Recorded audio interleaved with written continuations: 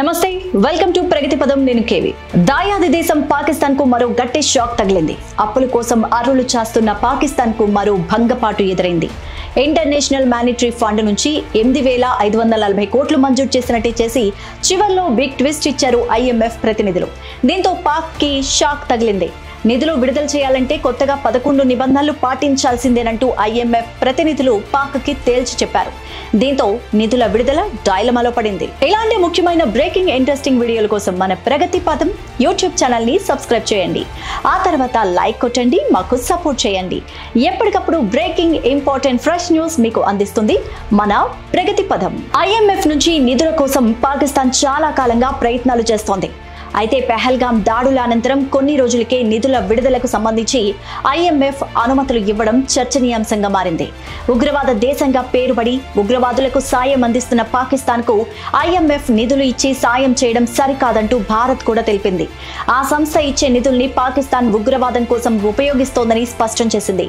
IMF నిధుల విడుదల విషయంలో అమెరికా నిర్ణయం కీలకం అమెరికాకు వీటో అధికారం కూడా ఉంది కానీ ఆ దేశం నిధుల విడుదలకు ఎలాంటి ఆటంకము చెప్పలేదు అంటే అమెరికా కూడా పరోక్షంగా పాకిస్తాన్ కు ఆ దేశం పెంచి పోషిస్తున్న ఉగ్రవాదానికి మద్దతిస్తున్నట్టే అని చెప్పుకోవాలి అందుకే అమెరికాతో సహా IMF దిద్దుబాటు చర్యలు ప్రారంభించింది కొత్తగా పాకిస్తాన్ కు 11 షరతులు పెట్టింది ఇందులో వివిధ రంగాల్లో సంస్కరణలు కీలకంగా ఉన్నాయి అంతేకాదు భారత్ తో ఉద్రిక్తతలు పెంచుకోవడం వల్ల పాకిస్తాన్ కి ఎక్కువ నష్టం అంటూ స్పష్టం చేసింది IMF భారత్ తో ఘర్షణలు పెట్టుకుంటే సంస్కరణలు తీసుకురావడం కష్టమంటూ 11 కొత్త నిబంధనల్లో సంస్కరణలు కూడా ఉన్నాయంటూ IMF తెలపడం విశేషం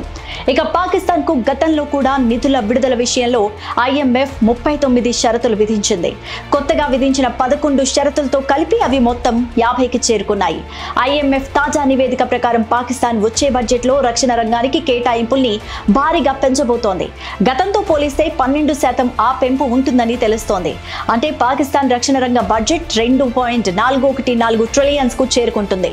ఐటీ చట్టాల్లో మార్పులు పన్ను చెల్లింపుదారుల గుర్తింపు నమోదు విషయాల్లో సంస్కరణలు తేవడం ఈ షరతుల్లో కీలకమైనవి ప్రావిన్స్లలో గవర్నెన్స్ యాక్షన్ ప్లాన్ ని కూడా రూపొందించడానికి IMF సూచించే